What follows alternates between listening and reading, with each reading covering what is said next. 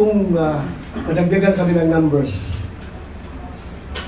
goodbye their dreams of impeaching BP Sara in the next session. Yes! Dito talaga. Bakit nila kami ni Senator Bungko dinidimulis?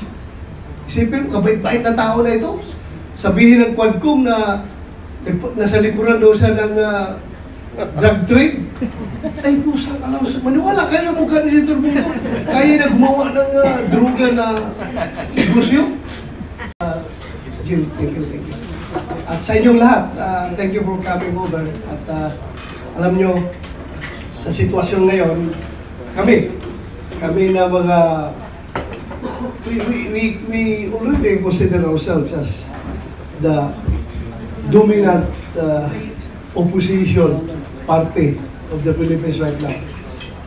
Believe it or not, that's, pag nakikita man nyo kung anong nangyari. So, ang sitwasyon namin ngayon is that wala kaming venue, wala kaming host in our campaign sorties. Kung magkakaroon kami ng campaign sorties, wala kaming, alam mo, lahat ng mga local chief executives or mga ordinaryo mga politiko sa mga probinsya, kung makita mo o kaya magte-text sa'yo, sabi nila, Sir, pasensya na kayo ha.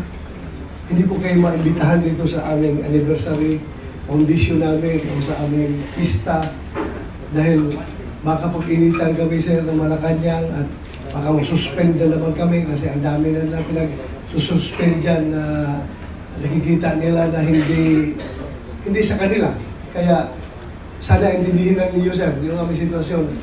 Basta ang importante, Sir, nasa puso namin kayo. Yes. So, yan ang karamihan ng mga local chief executive. May nagsasabi, marami nagsasabi na gano'n. So, kami naman, sabi ko kay Paring Epe, is that guerrilla warfare ang gagawin natin sa kampanya. Pare, di ba?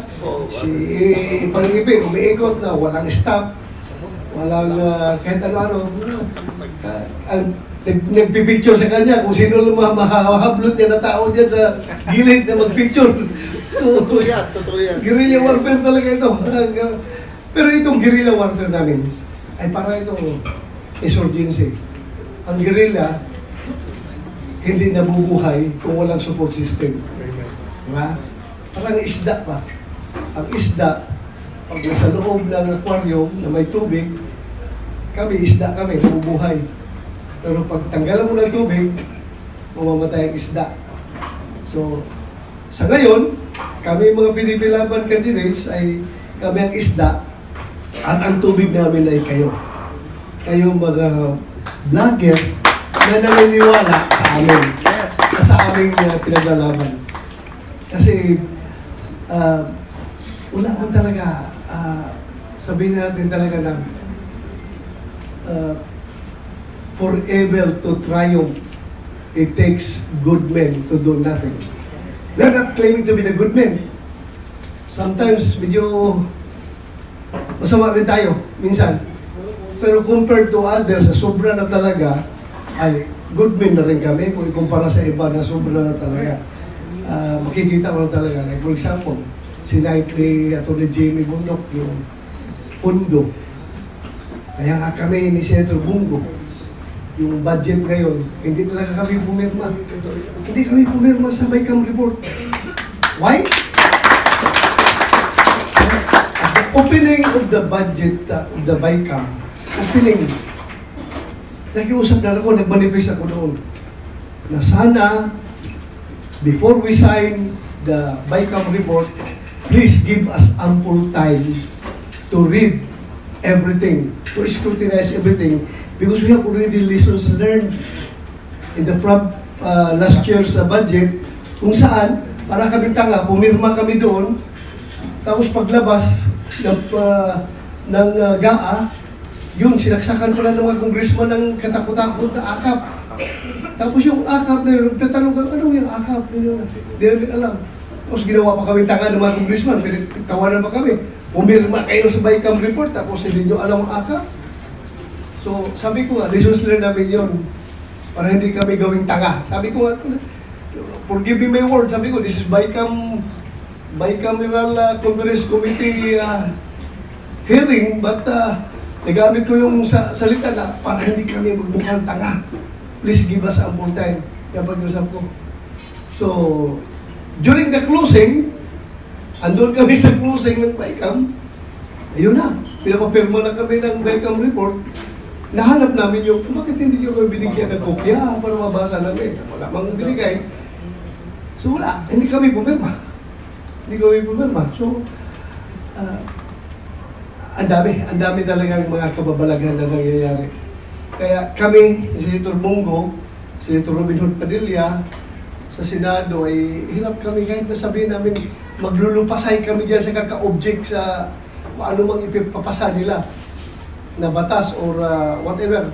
Eh, wala kami magawa. Dahil 3 boses lang kami at numbers game. In a democracy, majority wins. And that's what we practice in Congress. So, kahit maglulupasay kami doon ng objection, wala mangyari. So, that is why we are appealing to you to please help our party mates, Philip Salvador, Atty. Jimmy Bundok, si Atty. Lambino, Atty. J.B. Hinlo, at saka si Atty. Marcolita. Isama natin dahil adapted namin yun sa partido. Kung madagdagan kami ng numbers, goodbye their dreams of impeaching BP Sara in the next election. Yes! Dito talaga. Bakit nila kami ni Senator Bongo dinidimulis? Isipin mo, kabait-bait na tao na ito. Sabihin ng Quadcom na nasa likuran daw siya ng drug trade. Ay, pusang alaw. Maniwala kayo mukha ni Senator Bongo. Kaya na gumawa ng droga na negosyo. Sobra talaga. Kaya, pilit nila kami dinidimulis para matanggal kaming dalawa dyan para sa next Congress kung wala ng hindi mo masabing mawala ng konsensya. Mawala ng konsensya dyan pag mawala kami. I tell you, habang andyan kami, andyan yung konsensya. Kung konsensyahin namin yung mga colleagues namin sa Senado na magpapabili, kung meron magbuhibili, yun ang aking kuhan dyan.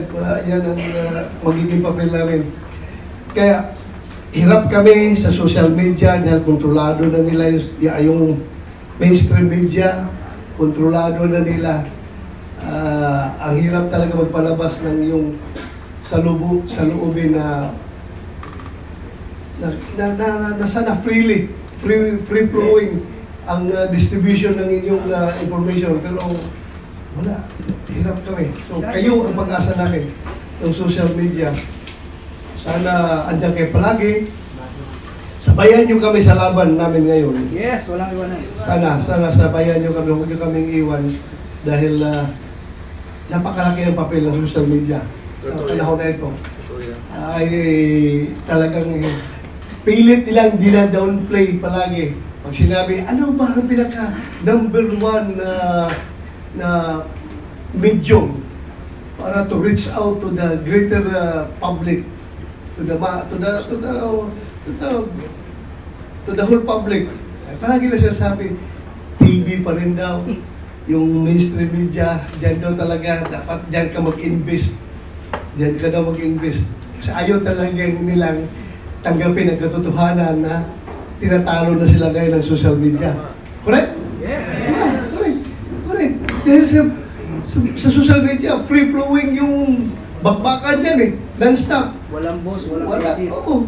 So, yun lang. Hindi ko naman masyadong tataasan pa yung aking pananalita. I just would like to greet everyone. Merry Christmas. Kahit na alam natin, hirap yung Christmas natin.